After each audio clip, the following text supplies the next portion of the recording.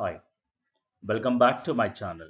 This is KVS, your mentor for CBSE, JEE Mains, Advanced, and all competitive examinations. First of all, I wish you all the best for your coming CBSE and also JEE Mains. So in this video, I would like to bring inverse trigonometric functions in the best way. So I know that many students will struggle in trigonometry. After watching this video, they get very good insight about trigonometry as well as inverse trigonometric functions. Without late, I would like to give some basics about inverse trigonometric functions. We know that how to find the angle when sides of a triangle is given by using trigonometric identities. Suppose here you can see one example here. So sides of a triangle given 3, 4, 5. So if you want to find this angle, you can use sine theta. So sine theta means opposite side by hypotenuse. You can use cosine or you can use tan. You can use any function to find the angle. When the values of a sides are given, I know how to find the angle of a triangle. But whereas in inverse trigonometry, we do the opposite way. We do opposite manner. So what angle will be the given? Suppose you are given sine inverse of something is given. Like example, you can say here, sine inverse of 4 by 5 is given. So what angle will give this numerical value? So that is the purpose of inverse trigonometric function. So generally, any function is said to be invertible function. So which is definitely a bijection function. If the function is bijection, that function can be invertible. So mathematically, if you want to use notation for inverse, if the function is y is equal to f of x, its inverse is y is equal to f inverse x. I mean to say, if the point x comma y belongs to the function f, so when you come to inverse, y comma x belongs to inverse of the function. So xy belongs to the original function and y comma x belongs to f inverse x. Suppose if I take the sine function, so minus pi by 2 to pi by 2, that means domain is given, inputs are given minus pi by 2 to pi by 2 and outputs are given minus 1 to 1. So generally this we call as domain D and this we call as range of the function. So I can switch domain also, but here I get the same range is bijection. The domain is this and the range is this, the function is bijection. So I can write the inverse of this function, sine to the power, that means minus 1 here. So this is the symbol for inverse trigonometric function, like f to the power minus 1, that means f inverse x here. So minus 1 to 1, so reversing, interchanging x and y, minus 1 to 1 to minus pi by 2 to pi by 2.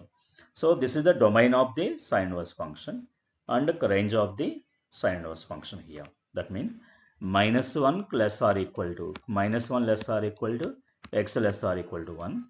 X falls between these two and y should be minus pi by 2 less or equal to y less or equal to pi by 2. So this is the fundamentals. This is the fundamental things you have to understand about inverse sine function.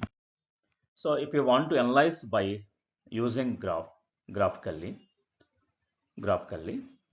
suppose if the function is y is equal to sin x, can go with any value. That means domain is set of real numbers. That means horizontal one will give the domain. So you may take minus infinity to plus infinity, but I am giving only some numbers here.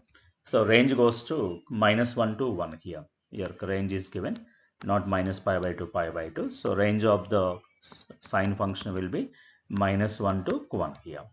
So whatever x may be, so the sin x always fall between minus 1 to. Beyond this you can't go, and beyond this you can't go, and below, after this you can't go here. So minus 1 is the highest value and minus 1 is the least value here. Minus 1 is the least value. So this is y is equal to sin x. That means So x is 0, y also 0.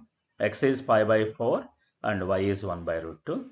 And x is pi by 2, so y is 1 here.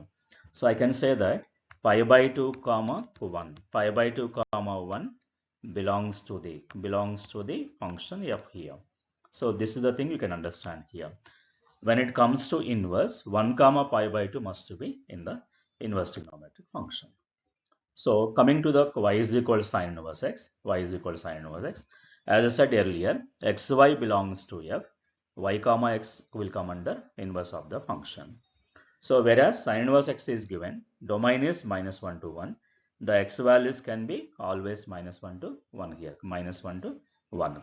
So this is the minimum possible, this is the maximum possibility. This is the domain of the function here. So range of the function is minus pi by 2 to pi by 2 here.